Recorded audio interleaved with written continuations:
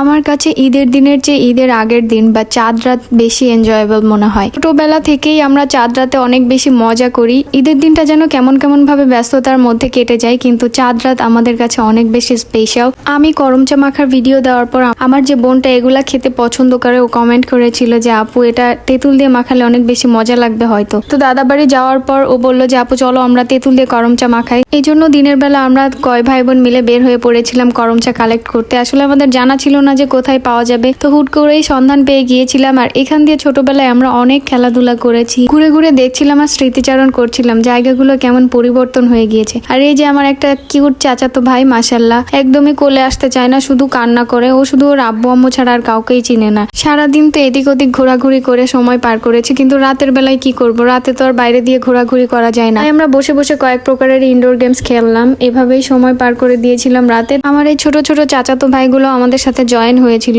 ওরাও বেশ ভালো গেমস খেলতে পারে। ওদেরকে আবার আমরা সব গেমে নেই না, মাঝে মাঝে বাদ দেওয়া হয় দেখি, এজন্য খুবই মন খারাপ করে।